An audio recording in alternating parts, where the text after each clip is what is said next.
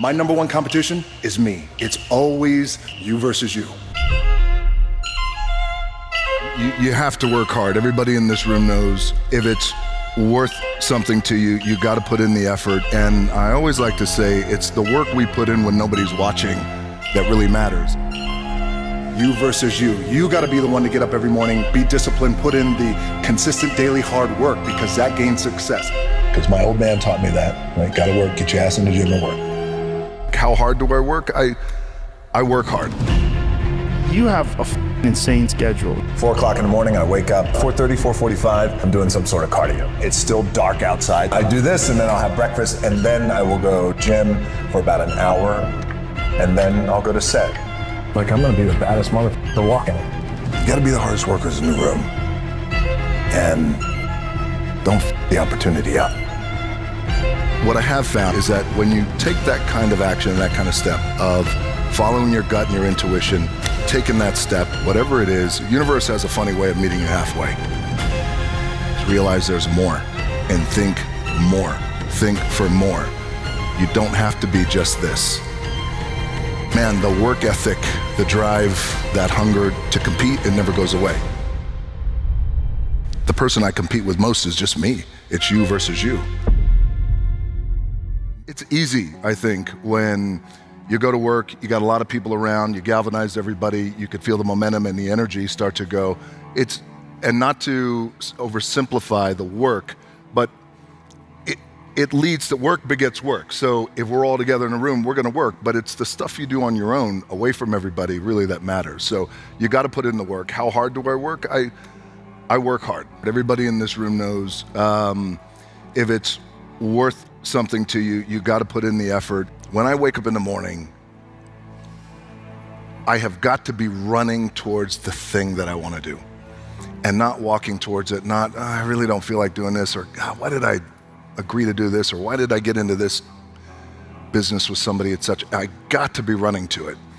And I realized that if I'm able to do that, get up in the morning and run to it, then I'm in that place of joy and happiness. Doesn't mean that the work goes away, the work ethic goes away, you work even harder, but so I got to run towards it. So the second part to this, to answer you directly, is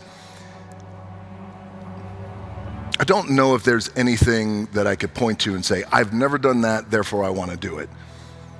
But I can tell you that what I do these days, I run to, I love. So what I realized is now it has to be the thing that I do, has to be the thing that I love to do, and therefore, almost like Hollywood conformed years ago, I found that if it's the thing I'm running to and I love to do, then everybody comes with me. I know when I don't want to work out at midnight, well, that's when I have to work out at midnight. I'm glad I did. I came in here, pushed myself, pushed past the fatigue.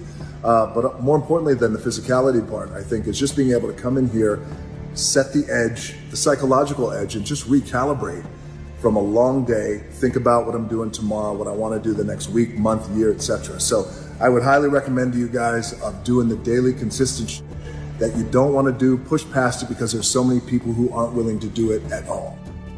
To become one of one and to go for as many years as you've gone, and the highs and the lows and the losses and the injuries and the setbacks and all this other stuff that you go through, what drives you? I can trace back my my work ethic to, we were evicted out of we had a little efficiency apartment in Hawaii, and we were evicted out of there, couldn't pay the rent. The rent was $280 a month. We eventually got kicked out. When we got kicked out, I was 15 years old. I'll never forget it. I was standing there at the door. There was not the padlock, but the notice. In that moment, I saw my mom crying, and because I'm a mama's boy, and that kind of pain really impacted me. And I thought then, I want to do everything that I can to make sure we never get evicted like this again, and make sure that she's never this upset again. I didn't even know what that meant at 15 years old. It just meant I have to work. I have to work. I have to do something with my own two hands. I love the competition. I love to win. And I also love to learn. I don't say lose, I say I love to learn. I reached this point in my career where I started to realize, oh, I've done pretty good, and we're sitting up top on this mountain. And I realized, this happened, probably it was a big revelation for me about a year ago, where I thought, okay, I'm on top of this mountain. A few things can happen from here. I reached this point in my life. We could either stay here and enjoy the view and bask in it, or we could go back down the mountain, right off into the sunset. And I thought, well, the first two don't seem like it's in my DNA. I know what we should do.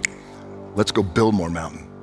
Not only let's go build more mountain, but the difference is, for me, is now bringing everybody with us to build more mountain as well. Ultimately, as we go along on the road of life, you become so uniquely focused, myopic on the thing that you want to attract and compete for and accomplish. How was your relationship with Vince, and what things did you pick up from him, specifically with the relationship behind closed doors?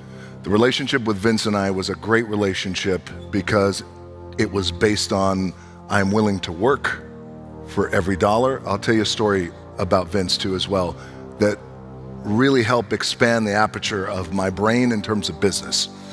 But our relationship with Vince and I, it was about the work, willing to put in the work, and I have a tremendous, boundless respect for the business of pro wrestling. That is so deeply important to him.